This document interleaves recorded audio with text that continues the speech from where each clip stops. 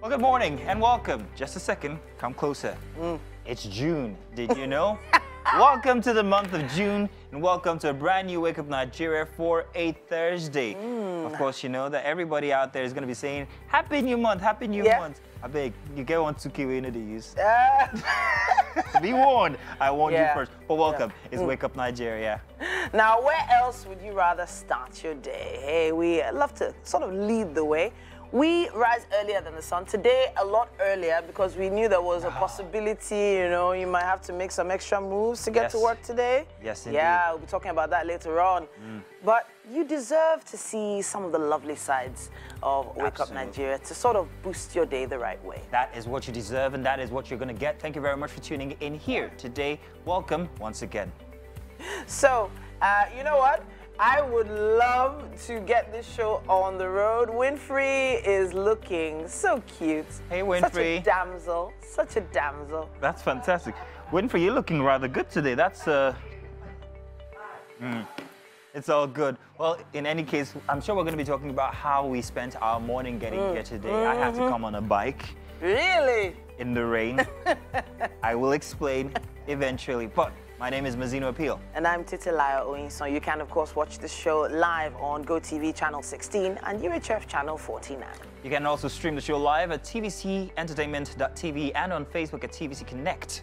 You could also literally watch us from anywhere in the world. We have a TVC app that you can download.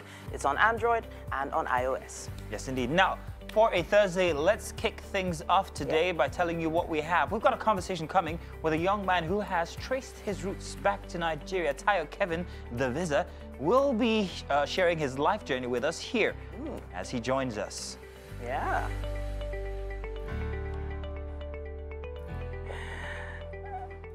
That promises to be an interesting conversation. Definitely. Yeah, from prison to photography. I really can't wait to have that conversation with our guest today. Yeah. Welcome to the month of June. From home to work. How did you guys manage?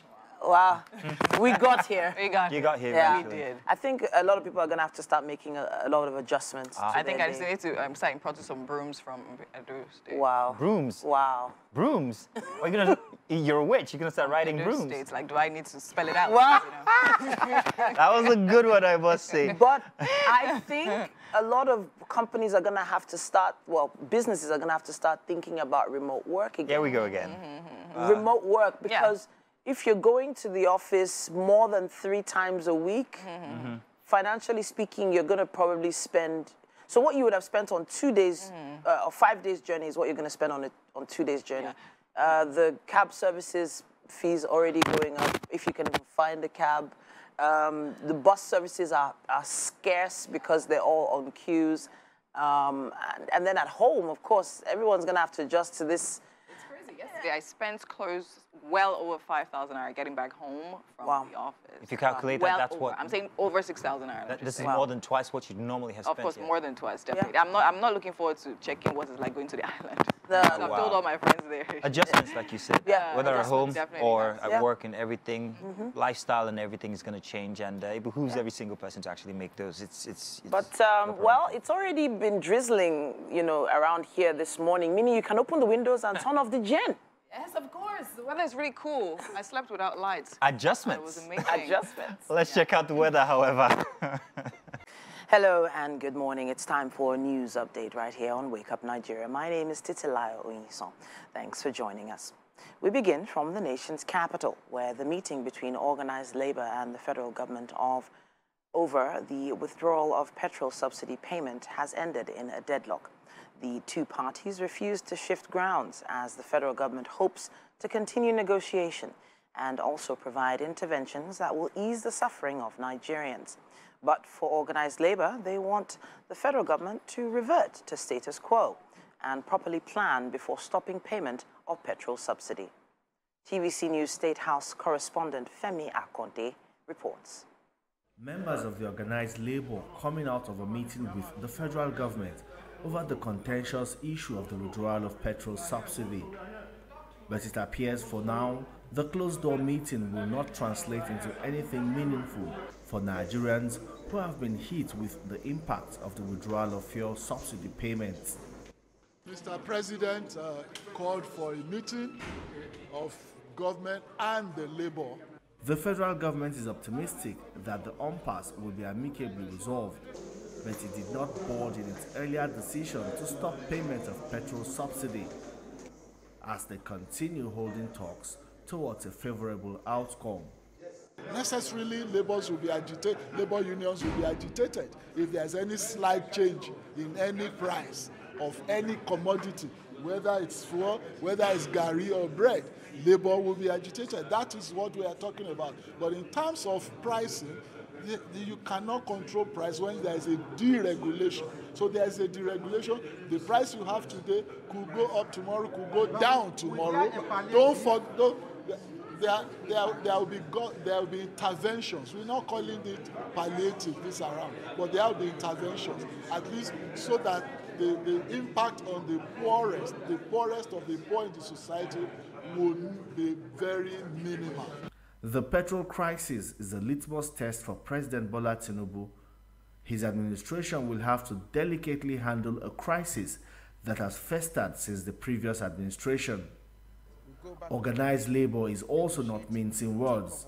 They want the federal government to revert to status quo, consult widely with critical stakeholders, and put in place measures that will minimize the impact of the fuel subsidy removal. We go back to status quo, negotiate, think of alternatives and all the effects and how to manage the effects this action is going to have on the people. If it is an action that must take off, the subsidy provision has been made up to the end of June. And before then, conscious people, labor, management, government should be able to think of what will happen at the end of June. Yes, if you listen to the president during the inauguration at Eagle Square, he said that one of the hallmarks of this administration is going to be dialogue, it's going to be consultation, and that that this will be the hallmark, that they are not going to lord it over us, trying to paraphrase what he said, and not to be a dictator. So if you read it, it is clearly written there. And what has happened in terms of, as at today, has not shown what was written in his address.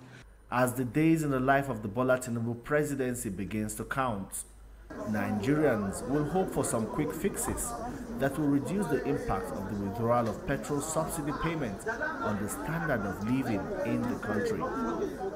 Femi Akonde, TVC News, Abuja. Now, outside Nigeria, Sudan's army has suspended its participation in talks over a ceasefire and humanitarian access, raising fears of renewed fighting that has displaced hundreds of thousands of people.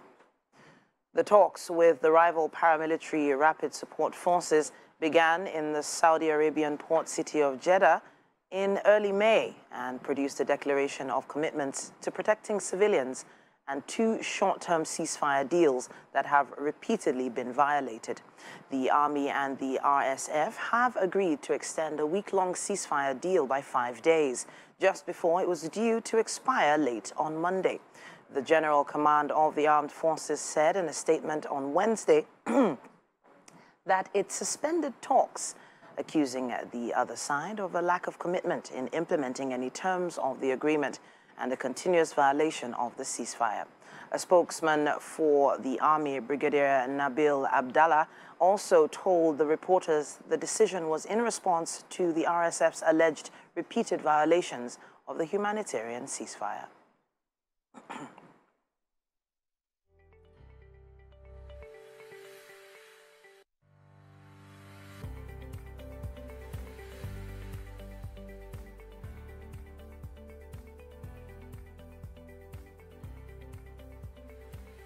And that's all we have on the news hour the news for this hour right here on Wake Up Nigeria. My name is Titilayo Onyison. Stay with us. We have more. Welcome once again. Wake Up Nigeria. Yay, we're complete. Welcome, Emma. Good to have you over. Yeah. So, very interesting things have been happening since the past 2 days regarding the petrol subsidy and all, and everybody's been either angst up or contemplating what adjustments to make here and there. Yeah. But something seemed lacking for me, especially with all the celebrities and people complaining and telling. I'm not finding it easy. I'm making adjustments myself. But however, there is one thing I feel that everybody needs, and that's knowledge. I think knowledge is lacking in the entire instance. Exactly why subsidy was removed. I'm not espousing to it in any way currently. That's not what the subject is. What I'm simply saying is maybe we need to know a bit more regarding the instance, why it is so.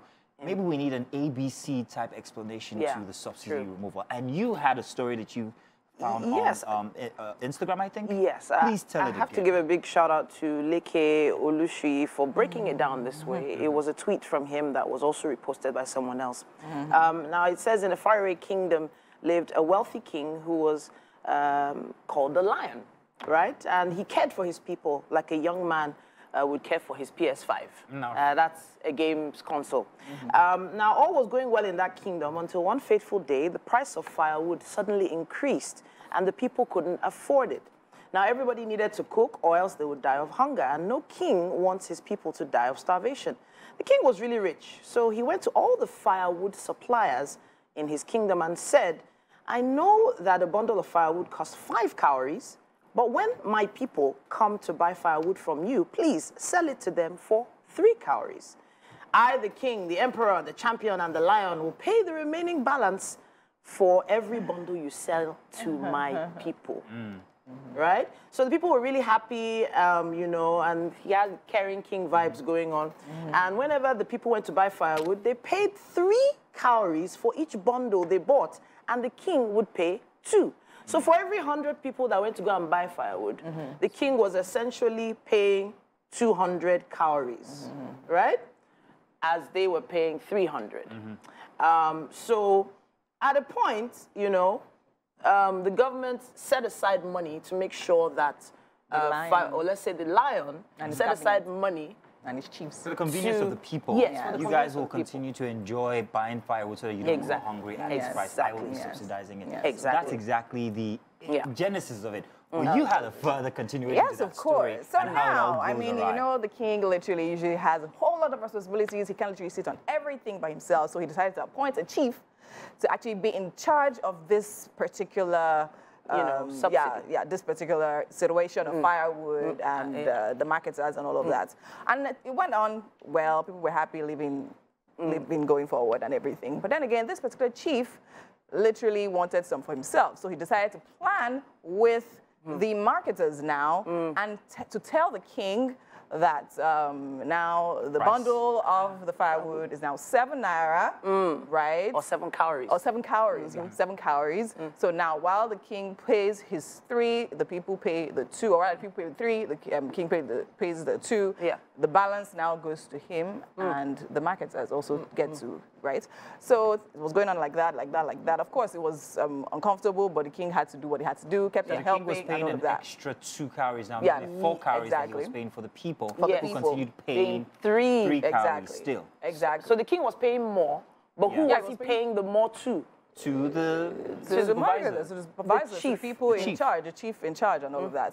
So going forward, people were now wondering that this chief was getting richer and richer, buying lands here and there, literally taking like, I mean, he was just going on vacation, so his fellow chiefs were now inquiring, what was going on? They started suspecting and they started looking into situations. They started to look into the matter and they realized what was happening after several meetings and all of that. And then they called this chief and said, see, if you don't want us to report you to this king, you have to literally settle us. We need to eat from all of this. Do you understand? We also need to like, okay, fine, come, let us plan this. He now says, okay, fine, let's plan and tell the chief and the king that the firewood is now 10 naira, and then we'll share the others. So now we'll tell the king, exactly. So now the king, they now also advised the king to tell the people that it's now this amount, right? Like 4 calories. Yes, now, so instead of people paying 3, they should now pay 4 calories, and the remaining 6 pay the remaining, the remaining 6 in a calculated way, the people were now paying even more for firewood. The king was also paying even much more for firewood, but only to the benefit of the chieftain and the people who initially made that inquiry as to why he was getting richer. And of course, it was a lot of burden on the king, so he decided to go out and get external help from supporting borrowing villagers, from other borrowing towns. from different towns to literally help his people. So that's literally what has gone on. So in layman's terms, that exactly is what the situation is with subsidy, or what we've been made to understand regarding why there is why it seems there's so much corruption in the system.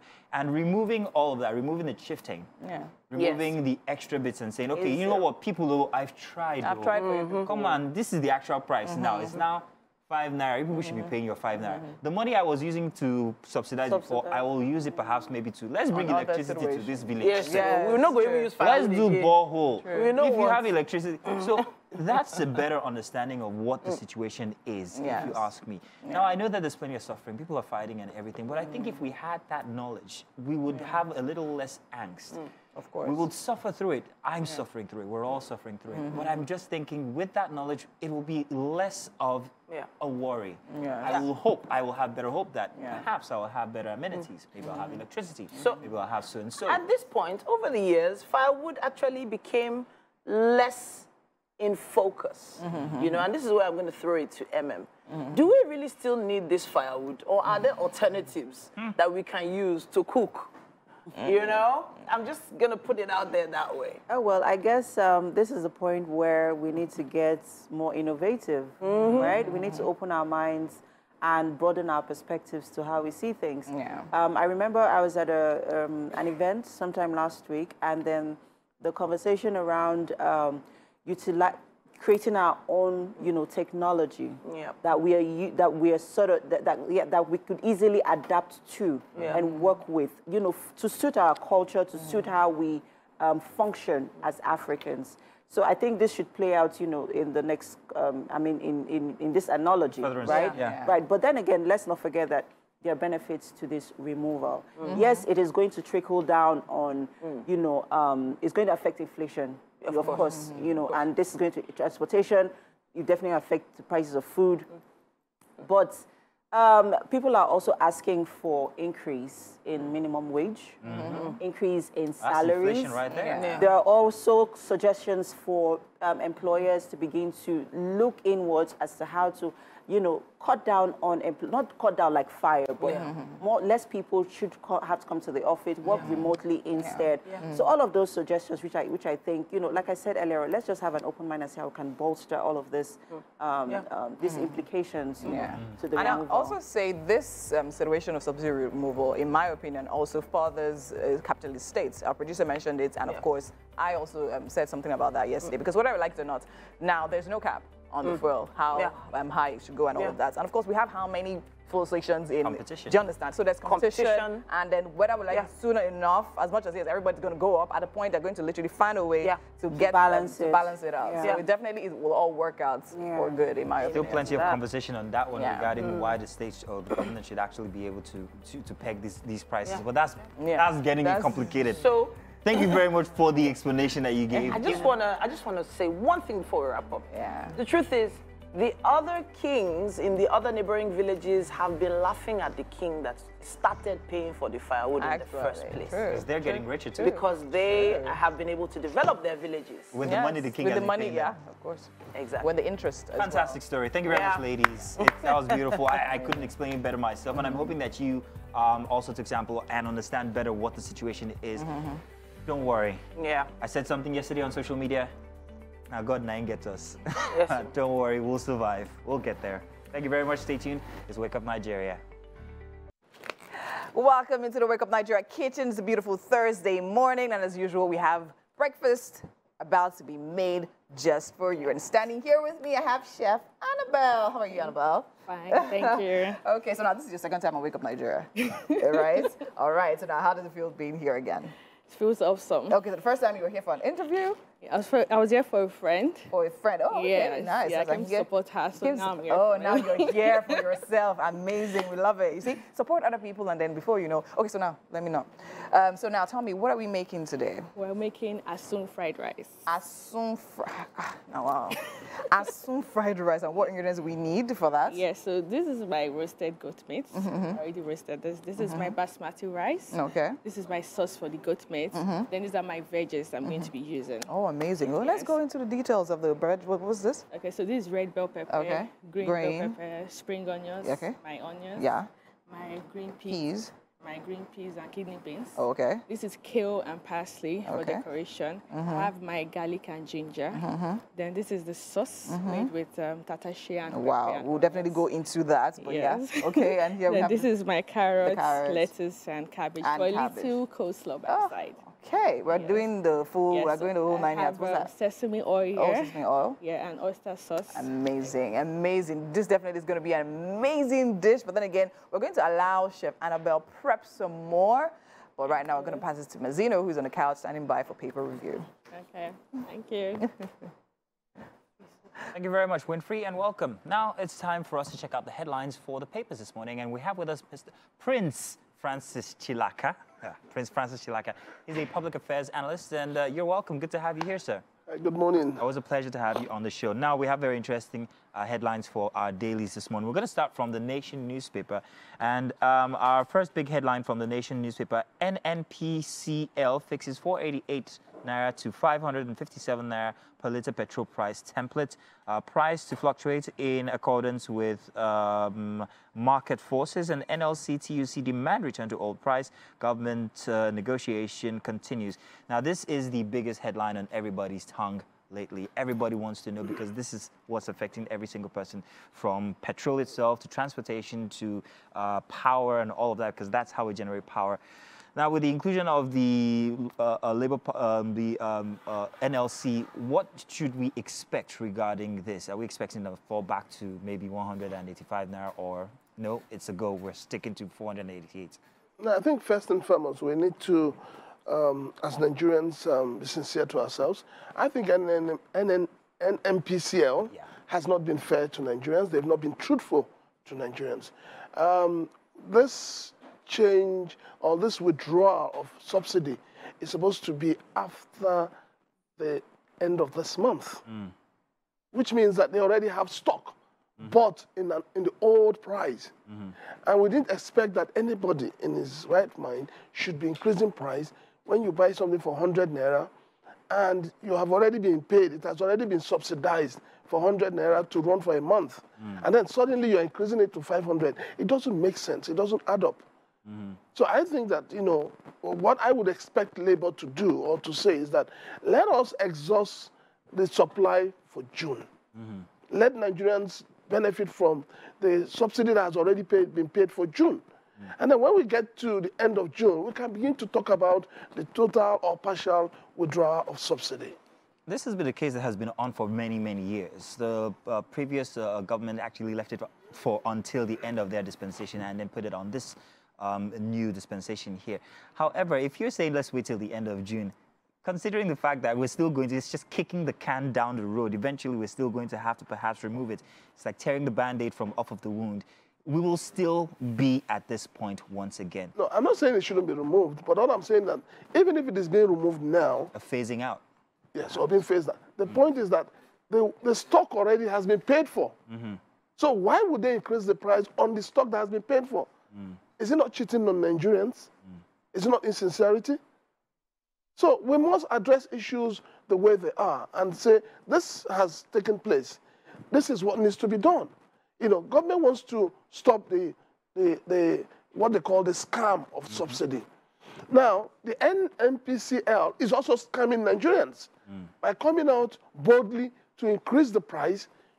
When they bought the thing at, say, 100 Naira, they now want to sell at 488 Naira, making profit for themselves and for the marketers. This is totally unacceptable. So in your view, what do you think the position of the NLC might be now regarding way forward? Worst case scenario? I think Nigerians have really lost interest and faith in the NLC. We always know that they will come out, you know, make noise and it ends there. You know, we have not had a labor body that defends the rights of Nigerians. Because you have the unions as part of the transport union. They too have increased their prices. So you cannot be saying NNPC cut your price. The transporters too, are they going to cut their prices? Tomorrow the market women will increase their own prices. They're also part of the union. So I, for one, I have lost faith in Nigerian Labour Congress. Let's move on now. We have other dailies. The Guardian newspaper for today here has this as its major headline. Poses about $800 million palliative. Labour's next move as Nigerians brace for higher inflation. It gives a chart regarding the increases in price of petrol from 1999 up until 2023, with the largest leap being from only just a couple of days ago, with almost tripling the price from what it was from before. The top of the paper here, we have 26% of Nigerians financially illiterate as Botswana leads Africa. OT suspends levies on transport operators in Abia and resetting Nigeria's foreign policy to be giant of Africa again. At the bottom of the paper, no work, no pay. Falana sues FG over alleged unfair treatment of ASU members. The ASU instance once again. This is not the time for a complicated situation where we have everything at us at once. We've only just come off of the one with the Nigerian doctors, and now we have the ASU situation. What do you think this might portend for us as Nigerians? I think that I would say that the last government did not handle the issue of ASU very well. I keep saying that negotiation should be the key word for government and the people. We should be able to sit down and discuss. That is how you solve a problem. But the last government didn't do that. They didn't handle the matter very well. They ended up creating a parallel body, and then something else happened. You started paying another group, the same lecturers, but different body. You were paying these people complete. You were paying these people half. And that is where the problem is. Because the government must understand that everybody goes to the same market. There is no special market for anybody. So I believe that this new government should be able to sit down with ASU and resolve this problem. We cannot afford another strike by ASU in our tertiary institutions. Definitely not now. Let's move on now to our next paper here, and that is the Punch newspaper, and we've got this headline: FG Labour meeting deadlock as fuel price hits over 700 naira per litre. We've just talked about that. NLC rejects petrol price hike. Economy hardship will worsen, says marketers. PDP, Labour Party, others slam FG. I'm going to come back to this, but first I want to take this headline at the top here. CBN multiple exchange rates may increase debt burden. First off, exchange rate. Maybe we need a bit of explanation regarding that. Our exchange rate is determined by what the market is. We don't have it pegged anywhere. So if the market forces increases it, our debt increases. New dispensation, how are we going to manage that in your view? Well, the new dispensation should be able to peg it. No country runs on a free will. We must have a pegged official rate, and everybody follows that rate. Haven't we tried that in the past? Yeah, but you see, what happens if even when we try it, if you listen to the former CBN governor, he's made some comments, in recent times, how that has been flayed, how that has failed. You can't have a pegged price, and certain people are benefiting from it, and the same people who benefit from it turn around and come into the black market. We must have a system that controls, that monitors, that implements the policies of government. It is one thing for government to roll out policies. It's another thing for those policies to be implemented and monitored. Unfortunately, the problem we've had over the years is lack of implementation and monitoring of government policies. Must we have a black market? Isn't the black market what is to be blamed or responsible for the, different prices in the first place? What if we what if the government took out that black market? Is it to take it out? Will the government be able to satisfy the foreign exchange needs of Nigerians? If government is able to do that, and if the process of getting the foreign exchange is not too cumbersome, then you can throw out the black market. You want to get $100 or $500, you need to go through a lot of process. You need to fill this form, you need to do this, you need to do that, and then maybe you need it now, you're going to spend 3-4 days, in 5 days you have not gotten it. And this is why the black market keeps thriving. We must remove such bottlenecks to ensure that if I want $100, I walk to the bank, across the counter, I apply for, I get it, and I leave. Well, that's what the CBN is there for. They are the biggest body. Well, you and I know that you cannot just go to the CBN or go to any commercial bank and get, except you're getting money from Western Union. Even Western Union now, they'll tell you sometimes there's no network. It's not working. They don't have dollars. We must break these bottlenecks. This bureaucracy is what is killing us from having a fixed rate. Prince Chilaka, it's good having you here once again. Unfortunately, we can't take any more of the headlines for this morning, but you've done justice to every single one that we've thrown your way. Thank you very much. Thank you. Looking forward to having you back again, maybe before the end of the week or maybe next week. With the fuel crisis? Hey, we all will make adjustments. Somehow or the other, we will survive. You're right, you're right. Indeed. Do stay tuned. We've got more coming your way inside of Wake Up Nigeria. Thank you for staying. Welcome back into the Wake Up Nigeria kitchen. I'm still here with Chef Annabelle, and we're still making our Assume fried rice. Fried rice, Yes. right? So you were cutting, like I'm salivating. You were literally cutting this, and I had so many questions because it smells really, really good. And you said it's goat meat, and you seasoned this yourself. Now, is there any special seasoning that was used for that? We have a garlic seasoning that we add to it. Okay. With suya pepper. Okay. Yes. So the garlic seasoning is made up of what? I know you say it's a secret recipe. What you need to tell us? It can't be a secret recipe because like it smells really, really good. So now, what happens when you roast goat meat? You don't boil it. You just we roast it directly. Directly. How long do you roast it for? Direct fire or over an hour. We use firewood. Okay. Yes. Because from what I can see, as much as it's dried, it's not like super dry. Exactly. It's not like super dry. It's still it still looks really nice and yummy. We use charcoal to grill it. Okay. Yeah. So we actually season it and marinate it for like an hour plus. An hour. Okay. Yes. Then we grill it. Then you grill it. Amazing. It smells really good. Okay. So now tell me. So what have we done so far? We've washed our rice. I washed my basmati rice. Okay. So I had to wash it at least 5 times. 5 times. Yes. Okay. Because we're not for boiling. It's starch. Starch, right? Okay. Okay. So that's boiling. Then I put my kidney beans and explain that magic because I noticed you did that and I was wondering. Okay. Because normally we know we put it on top. I mean when we're done. Yeah, I love to use the fresh one. Oh, this one is fresh. Fresh. Okay. Yes. Okay. So that's we're cooking beans. Yes. So we're eating rice and beans, fried rice and beans. Okay, let's see what that looks like actually, because I noticed there are 2 types. Yes. So there's a green beans and the red beans in there. All right. That also will add some flavor to it as well. Yes, it has. And color. And color. Yeah. Nice, nice, nice. So how long are we gonna boil that for? 5 to 10 minutes. 5 to 10 minutes. Yes. Okay. So not too long because I mean, basmati like rice doesn't take so much to cook, right? Yes. So now I said we were going to come back to this one. Now tell me what, because you like you have a thing for seasoning things. You understand? And this goat meat. So this goes with goat meat as well. Yes. So what do we have in here? There's tatashe, there's fresh pepper. Okay. And there's onions. Okay. A little bit of curry, bay leaf. Yes, then I added seasoning to it, stock seasoning. All right. Yes. Okay, and it was fried. With groundnut oil. With groundnut oil. Okay, nice. And we're going to use that to saute our goat's meat. Okay. So, and the other things are normal fried rice pepper. Is there any thing you want to tell us? The twist is that I'm adding sesame oil. Okay. And I'm also using oyster sauce. Okay, why is that? Just to add a little taste. Just add a little taste. Oh, wow. To make it extra special. Extra special. Amazing. Yes. So now tell me about yourself and your brand and what you do. Okay, so I'm a catering brand. Okay. I've been on for like 7 years. 7 years? Yes. That's a long time to cook food. So I do event catering. Okay. I also do daily foods. Daily foods? Yeah, so right. I like daily orders, offices and things like that. I work with Jumia, Glovo, and Bolt. I'm on their platforms. Oh, amazing. So we supply food to them daily. Oh, wow. I do. This is cash, madam. Wow. She imports and exports. Amazing. Okay, that's good. That's really good. Yes. Okay, so now today you're here with us cooking. So we definitely are looking forward to see what this is going to turn out to be in a bit. So we're going to fry this, right? We're going to start with what? Yes, I want to start stir frying this now. You want to start stir frying this? Yes.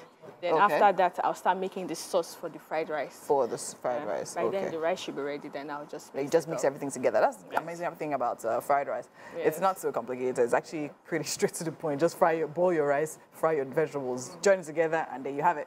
All right, right about now, we're going to allow you to get into all of that while we have a very interesting conversation on the couch with MM. Thank you. And we are back. Thanks for staying with us. This morning, we have been joined by Tayo Kevin Daviza for a conversation. So Tayo has traced his roots back to Nigeria. And this morning, he's here to share his life journey with us. How are you doing this morning, Tayo? I'm very good, thank you. I'm happy to be here. You're happy to be here. I'm glad that you're here. And so how long have you been in Nigeria? When did you decide to visit again? I arrived 2 weeks ago. Okay. For the second time. I'm staying for a long time this time, like 7 weeks I plan to stay. Okay. The first time I went back to Nigeria was last August. I really liked it, just experiencing the culture and experiencing the country. Okay. It felt like coming home for the first time. So first, I just needed to hear, what it's been like so far that you've been here. But then again, tell us a little bit about your story. You have a story. I mean, you were abandoned by your mother at a very young age here in Nigeria. Tell us, how that story has played out so far. Well, for all I know, I got abandoned when I was about 6, 7 months. Okay. That's all I know. She abandoned for me around Mushin area. I got found by 2 policemen who picked me up and took me into motherless baby home. Okay. Yeah, that's actually all I know. There's not much more to share about the story from the abandonness. Okay. And then, and since you've been, at what point were you adopted by your Dutch parents? I got adopted when I was 7 months. Okay. So I've been in the motherless baby home for like 2, 3 months. And then I got adopted. I grew up and got raised in the Netherlands by a lovely family. They took me in, they took care of me, and I'm their son. That's really nice, and I'm really happy about it. Okay. But still, there's a part of finding your roots and find out who are your biological parents. Yeah. Okay, so now tell us, at what point, there are a lot of Nigerians who, who would like the opportunity to be raised abroad, right? And here you got this opportunity. At what point did you decide that it is time for me to find my birth mother? When did that, consciousness, come into play?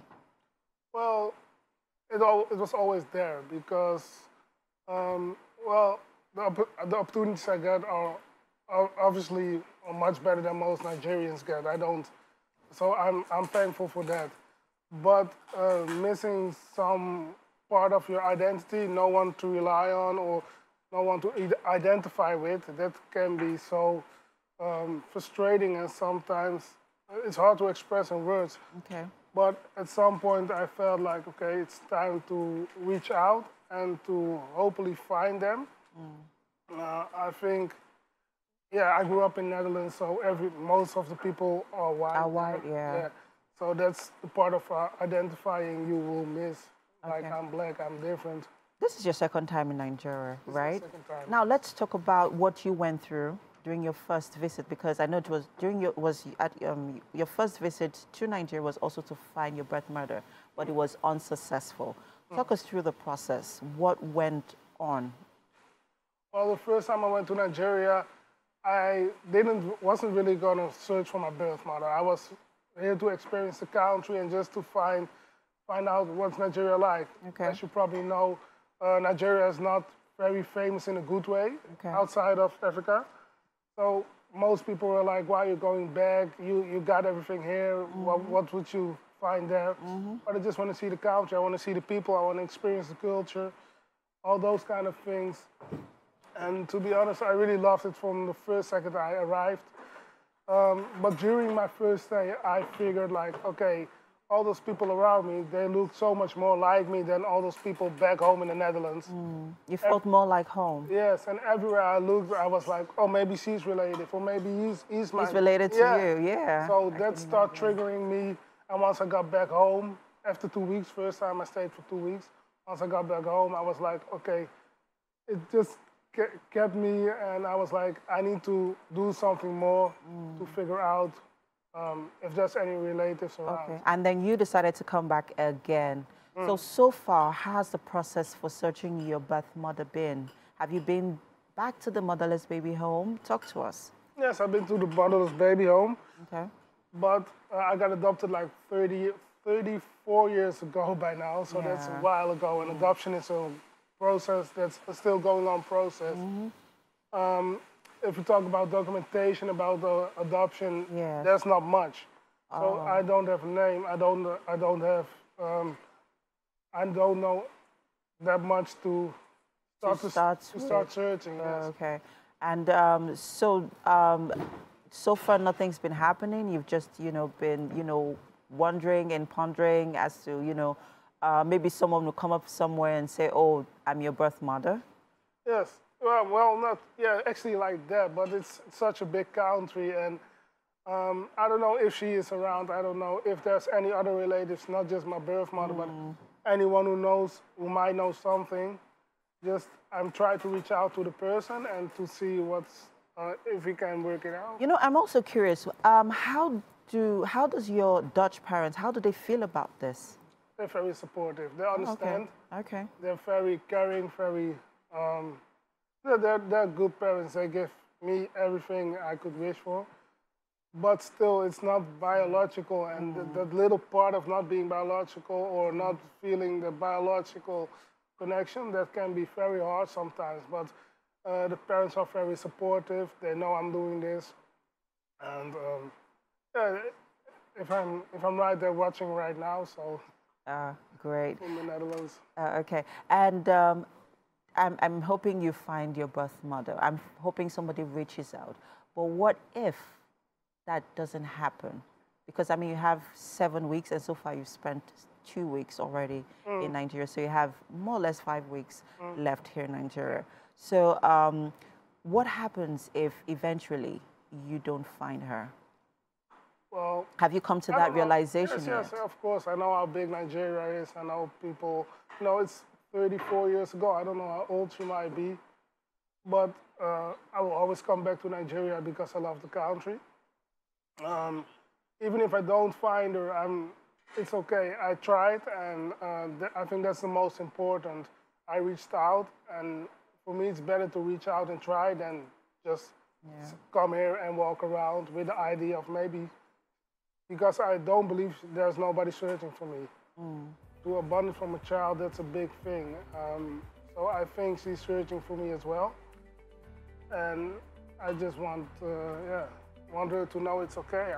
I don't cherish any anger or bad feelings, or I don't cherish any, race to her, against her, so. You just want to find her. Yes. Yeah. I'm wishing you a successful search, and I really hope that, you get some closure soon. Yes, thank you.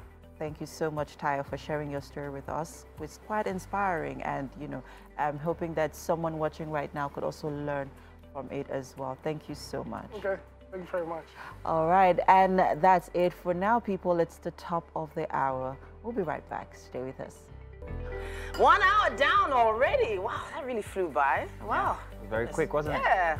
Well, hey, it happens when times are going great. Absolutely. And of course, we have the license. And of course, hey, we know how to have fun. And the kitchen, oh my goodness, the kitchen is agog. Plenty happening. The smells, everything. Winfred, how's that going on? It's going really, really well. Chef Annabelle is definitely putting all the stops and doing her thing very effortlessly, I must say. And I'm wondering, what's this? Coconut milk. Coconut milk? Yeah. Inside the rice as well. All right. We're having coconut rice beans fried rice. Just to add some moisture. Okay, Chef Annabelle. So yeah, that's what's happening. Right. Yeah, Nice so one. please don't subsidize the carrots. No. Just saying. Well, maybe you should. Maybe. We want more. We want more carrots. Yes, we do. But hey, there's always something great for people to look out for on the show, even the latecomers like you. Yes, exactly. What have you been doing? Why are you up so late? We understand yesterday might have been quite a stress. And of course, it's the start of June. Take your time. It's only the first. We're almost at the halfway point for the year. Yeah. It's all good. We're at the halfway point for the show here. Next 45 minutes is going to be grand. Thank you very much for joining us. My name is Mazino Appeal. And I'm Titilaya Oyinson. You can watch this show live on GOTV channel 16 and UHF channel 49, or stream the show live on tvcentertainment.tv or on Facebook at TVC Connect. Have you downloaded it yet? The app you haven't? You're an Android user or iOS? Well, you can. All you need to do is search it out, and you can have it carry us with you anywhere you want to go. Yeah. And of course, you'll be seeing us every place. YouTube is also a great place to be. Just check out tvcentertainment.tv and you'll be able to watch past episodes and clips of the show. All right, now, so for what we have left on the show here, we've got a very interesting session here where our ladies will be shouting out to everybody who was born in the month of June. It is June, isn't it? Yeah. Yes, it is. Of course, we'll be having a musical performance. Adekunle Ajiwe, King Dama, is going to be here. He's going to be performing for us very soon. Keep in the good. And coming up, still art display today, we will be joined by Ekele Ifeanyi, a visual artist and sculptor, by the way. He will be here shortly with some of his very beautiful art pieces.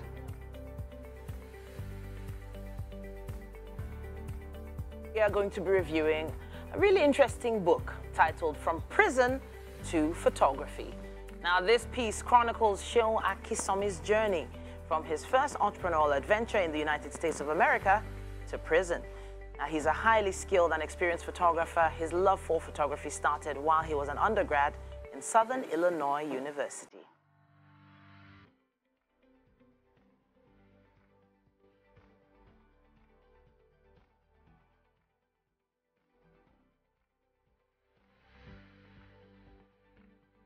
Yeah. What a morning it was for me this morning as I chose to ride instead of drive. Oh, so you got drenched. Yeah, the rain did. The rain knows how to give people a backhand. So these days, just keep an umbrella with you if you can, because you never know when the rain might come down. Okay, welcome back in here. Our Asun fried rice, coconut and beans is getting ready, whatever that is. And of course, Chef Annabelle is still here, don't mind me. If you're just joining us, we're making Asun fried rice. And of course, I have Chef Annabelle here. And for the ingredients, we actually had a lot. And I don't know if we have that on the screen right now. I'm guessing not. But of course, obviously, we have rice as part of our ingredients. Basmati rice. We have bell peppers here, green, red, spring onions. We have, what do we have here again? That's parsley. Parsley, okay, Yeah, of course, some sweet corn, parsley and kale, some sweet corn. What cream is this? That's mayonnaise. Mayonnaise, okay, For that's the for the coleslaw. coleslaw. Yeah. What's in here? That's our oyster sauce. Oyster sauce. What's in here? Our stock seasoning. Sauce, okay. What's in here?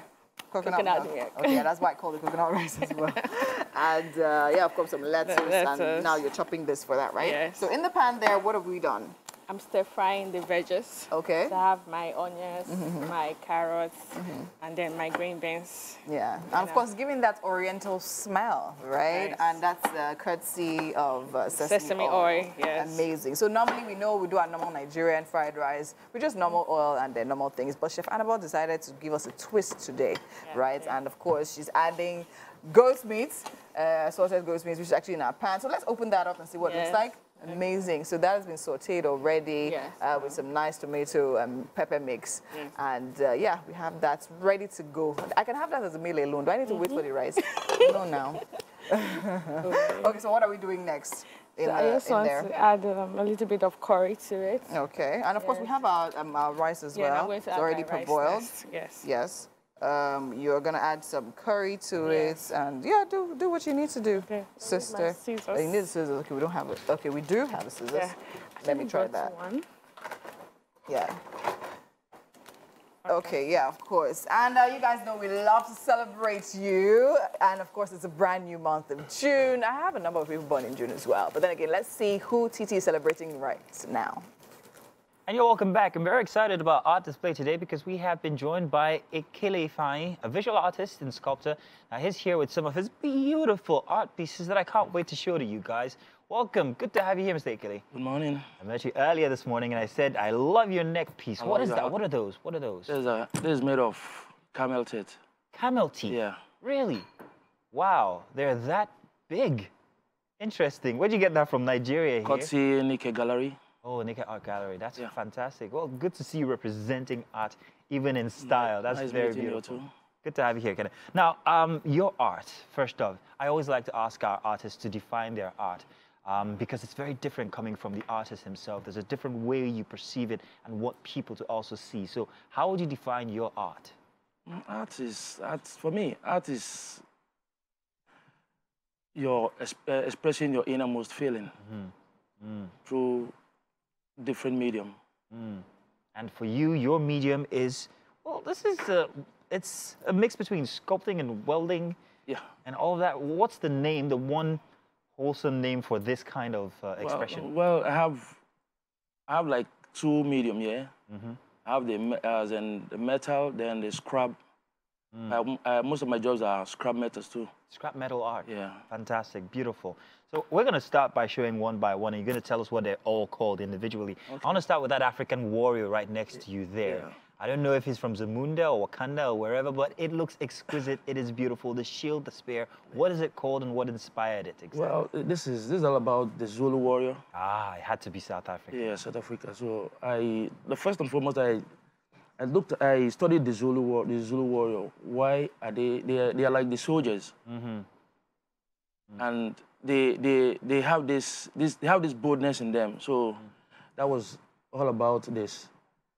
Very interesting, very beautiful. You have to go into these cultures to study them before you're inspired, or you're inspired by the culture itself before you start to make these sculptures. First and foremost, I got inspired by the culture. Then the next thing that comes to my mind is the material that I will use to create it out. Okay, speaking of material, now those are strips of iron put together, very nicely wrapped around each other. But here I have this, what's this, a kudu or an antelope? This is an antelope. Antelope. Yeah. Very beautifully made. There's something inside of it. If I can reach inside right now, there's a little ball inside of it. It's not like telling the story that, yes, everybody has what they have inside of them. And if they don't say it out, you would never know. You will never know. Exactly. So that's the inspiration behind it. It's beautiful. And even without you saying, that's kind of like what comes to mind once you see it. If we can zoom in on that one, I don't know if the viewers can actually see the little thing inside of the sculpture. Now, these are little iron pieces that are... How long did it take you to do this? And how did you get the sinew and muscle? It's very real. Well, first and foremost, the material is called binding wire. Binding wire, okay. Binding wire. So you cut them pieces, there you start bending them to get those flow. So it's just like modeling. Okay, okay. You build, like this one, I built it directly. So it's not like we have when you have a mold, you're working inside the mold. Yeah. But this one is just working directly. Directly, because you can't, if you had to work on a mold, you'd have, the mold would still be there because you're trapping it in. You have the mold, then after welding, you can separate. But this one is not like that. This one, you know, okay, this is, I want to build an animal. You have the skeletal structure first. You start building with the binding wire. Oh, it's very interesting. I'm still, I must say it again, that you're able to sculpt the actual muscle, form, and all. I don't know if they can appreciate it as much as I'm appreciating it now. It's definitive, very defined. When you're looking at it from a 3D perspective, it's almost perfect. It is perfect. You can't manage this kind of expression without the ability to weld, however. Yeah. So was that something you had to learn separately from the art, or which one came first, the ability to weld or the ability to sculpt? The sculpt came first, because I would just say the both of them came, because in my first year, as you're welding, you're sculpting. And since you're going as a sculptor, you have it at the back of your mind, you're going to weld. Okay. So they go. Did you learn this art, or is it something that's just natural? One is an inbuilt, then I graduated from Federal Polytechnic, Awuche. Okay. That's where I studied sculpture. That's beautiful. Terrible roads, by the way, but great. Let's talk about the scrap piece from the other side with the butterflies. I don't know, it reminds me of Big Brother.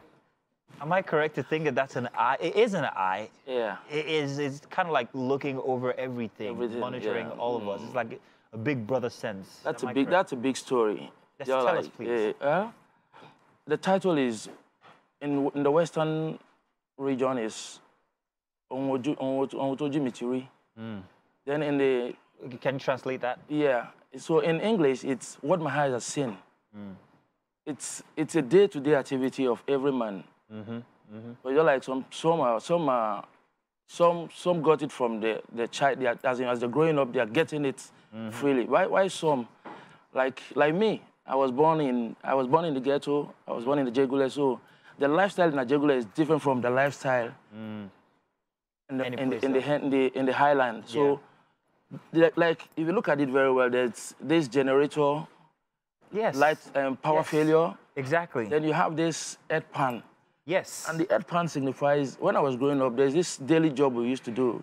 To get little money to keep the life going. And that was what was used. So that was what gave me that inspiration. When I can work with this headpan, how do I go about it? Then the butterfly. When it's rosy, people come around you. You have different people come around you. That signifies the butterfly. That's a big story. You are correct. It's very beautiful. I love it. Thank you very much. That piece would cost like how much? Which of them? The big brother, the Ujumitiri. That goes for 500. That's beautiful, man. How long did it take you to put together? A month. Wow, that's beautiful.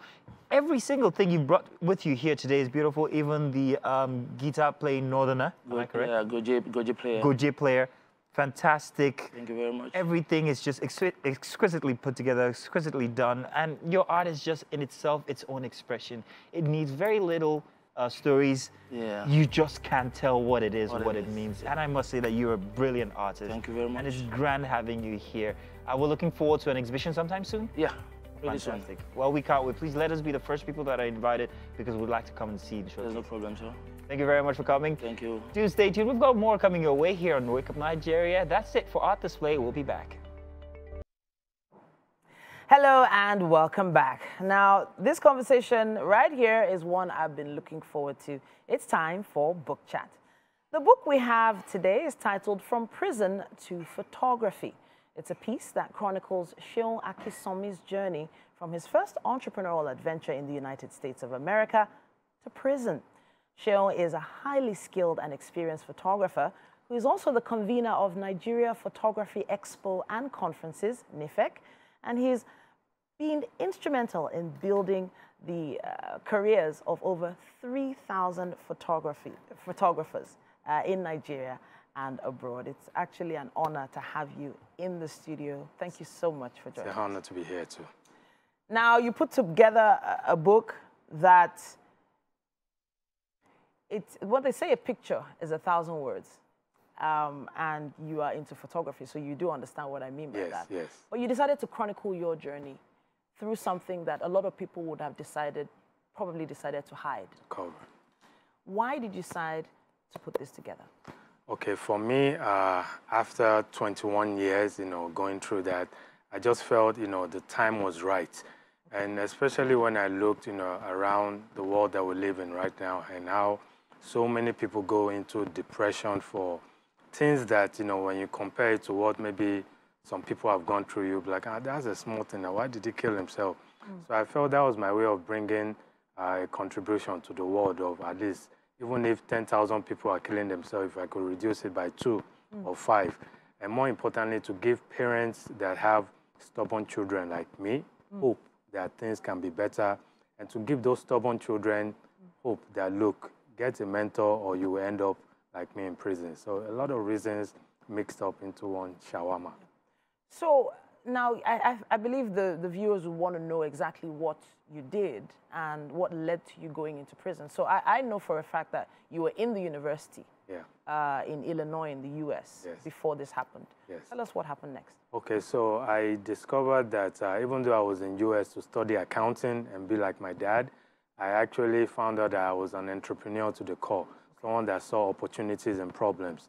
So when I got to university, I started a business, partnered with Amazon, eBay, and Yahoo, and started selling books, coincidentally. Wow. And eventually grew an online following. Amazon was really helping to sell. Yeah. And sales were going so well that we wanted to expand and be like a Jumia. Okay. And then we got into gadgets and got a supply from one guy that eventually I found out was a 419 guy, an American.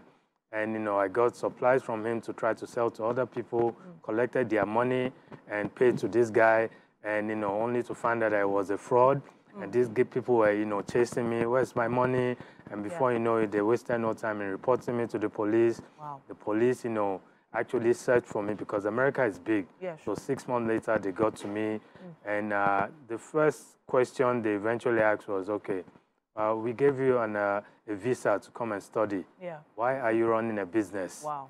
And that's how they were just transferring me from one prison to the other. Before you know it, I was spending almost 6 months waiting for Judgment Day, in quotes. That's like the super summary of it. So how many prisons in total did you end up? Just 4, just 4. Just 4? Yeah, just 4. Just 4 only, in the only, U.S. Only. Now, everybody in their mind now is having, you know, visions of what they've seen in the movies about American prisons. I have to ask, how much of it is true? Okay, so I'll probably tell you 100% of it is true.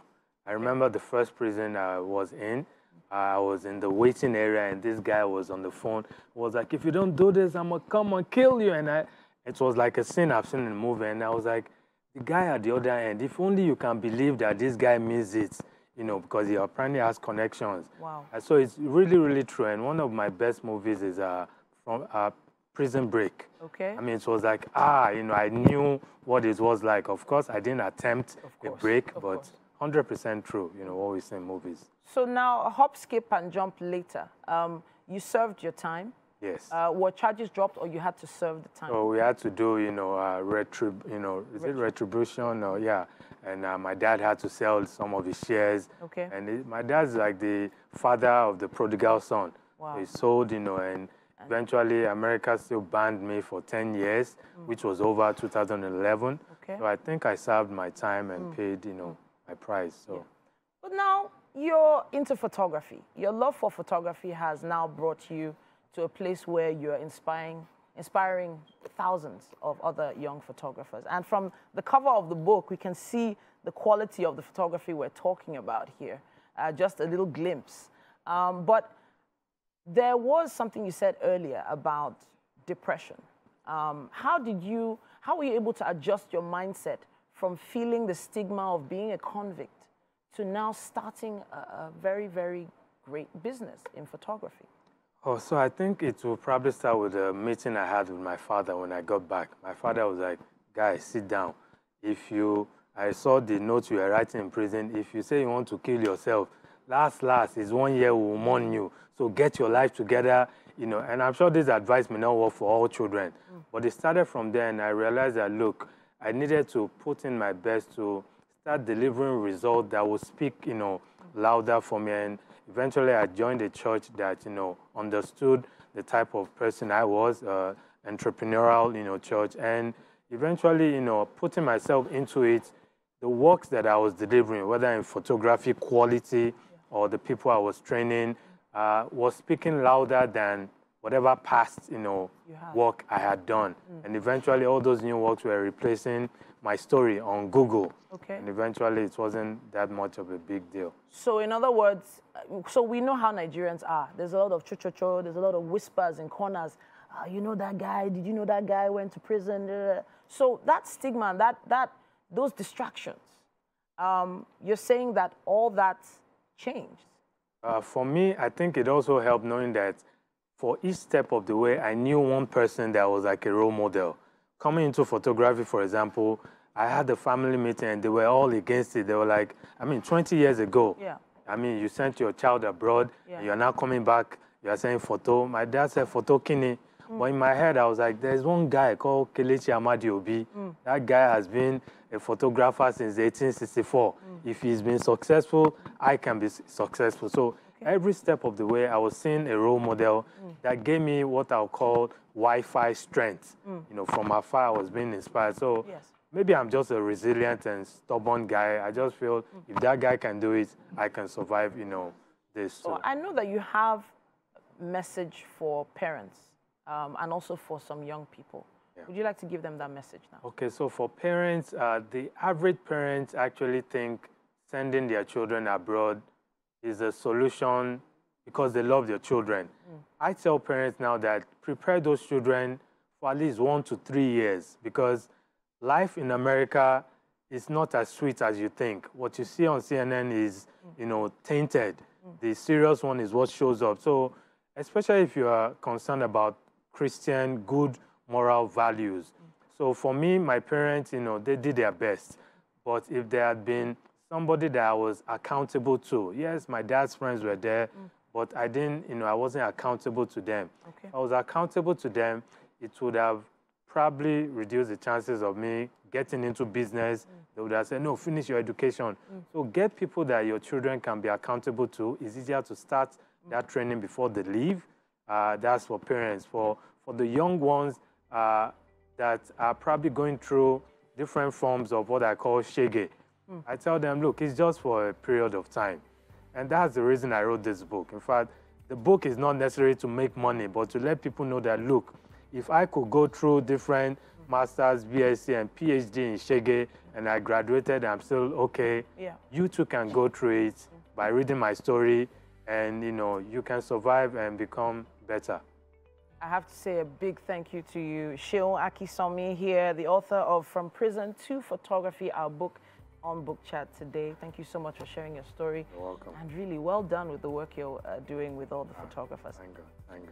All right, at this point, we would like to go to the kitchen because our chef has been cooking up a storm right here in the studio. Please join me in the kitchen. Let's go.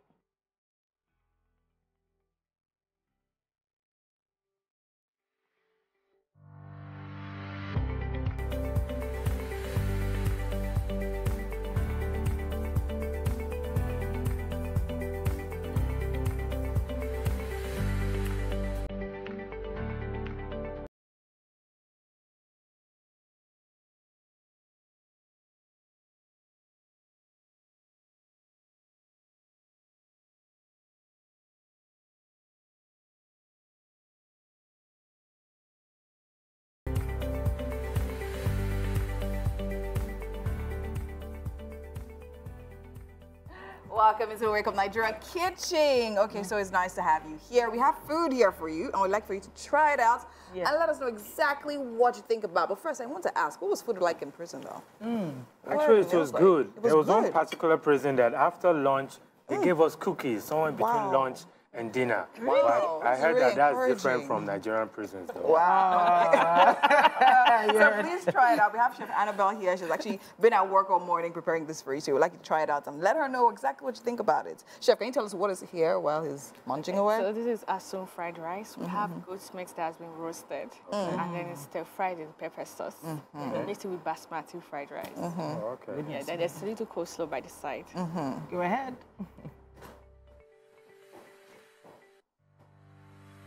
I think it probably has a NAFDAC approved number. I like that. Good. I like that. All right. Amazing. Thank you so much. Thanks to all our guests who made it here today on the show. Thank you, Chef. Yes. Definitely lovely having you around. And to you, of course, our amazing viewers, thanks for sticking here with us. Tomorrow is Friday. It's going to be an amazing show. Enjoy the rest of your day. Goodbye. Bye.